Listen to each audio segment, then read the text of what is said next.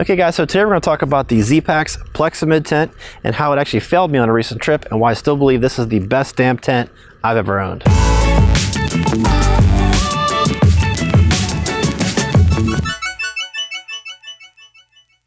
Okay guys, so a few things about the tent first. It is a 1.5 person tent, just a little bit bigger than a 1 person tent and a little bit smaller than a 2 person tent. I spent most of my backpacking career buying 2 person tents just so I could stuff some of my gear inside. This is actually a pretty genius size. It's perfect just for me and a little bit of gear. It does come in at 14.5 ounces, which is super light. It does not come with stakes. I have added the Groundhog MSR stakes. I think it adds like an extra 5 ounces or so, but it is a super light tent. I took it recently on a bike packing trip and it was amazing. It's easy to set up, easier than I thought it was going to be. Now it did fail me. I'll kind of explain that after I set the tent up, but it did have a small problem with it, but Zpacks has actually fixed that problem and rather quickly. So let's go ahead and set it up.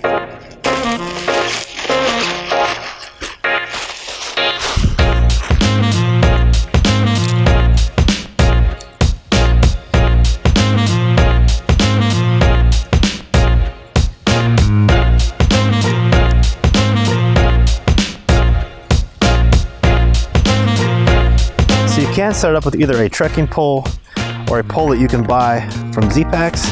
I actually have both.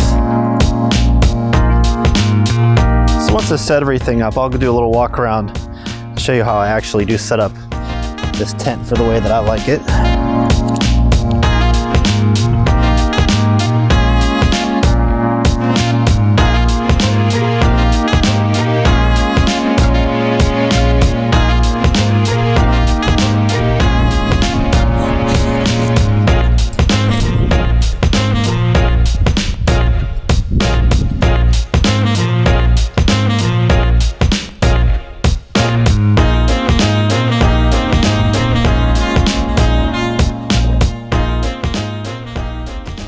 Okay, so I take a little break. It started to rain.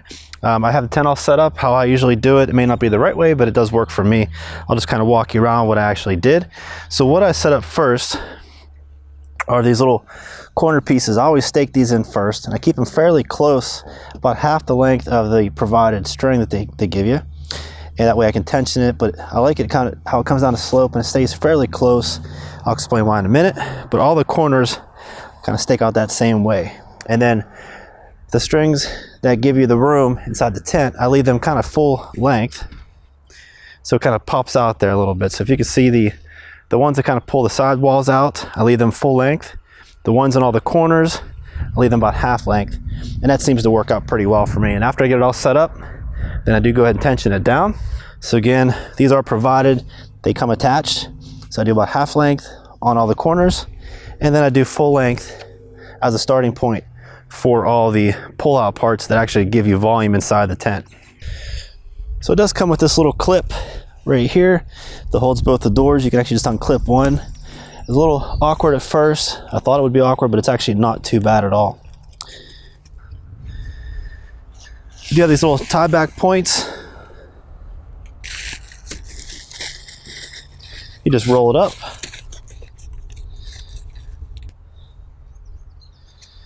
And then you do just kind of tie it into itself there. Seems to work out pretty good. We'll go ahead and tie back the other side.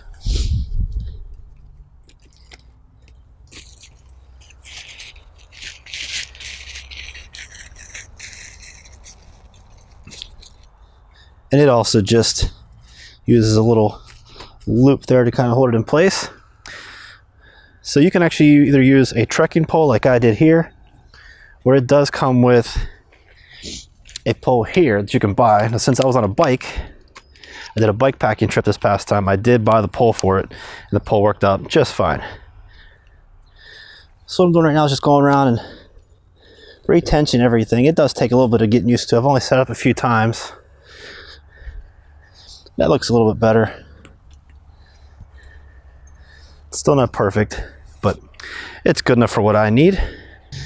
And now the zipper on the inside, I don't want to say it's fragile, but it's definitely lightweight, and you want to use 2 hands to just be careful that you don't snag it on something.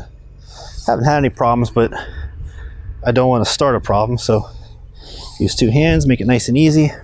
Opens up nice and big, plenty of space in there. Give it a little tour inside.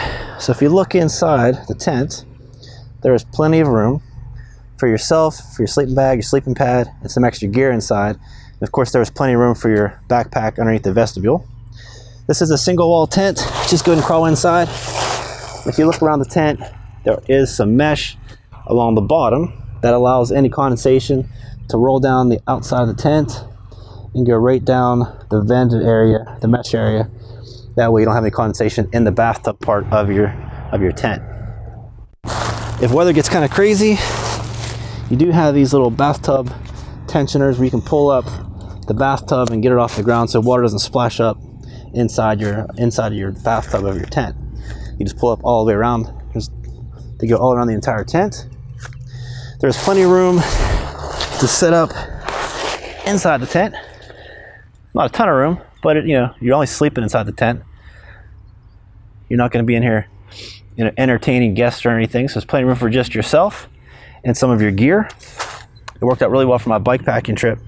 Had my backpack right next to me underneath the vestibule, some extra gear that I wanted next to me inside the bathtub here. Plenty of space for one person and one person's gear. No problems at all. So if you look at the top, I'll show you the problem I had with it. These bars, one of these little rods broke on me. And it didn't happen when I set it up. It actually happened while I was sleeping. So I don't know if it was because I had it down too tight, everything pulled down too tight, and it snapped in the middle of the night. But that is the part that actually broke, and it ended up ripping through the side of the tent. I want to step outside, kind of show you a few more things. Get old.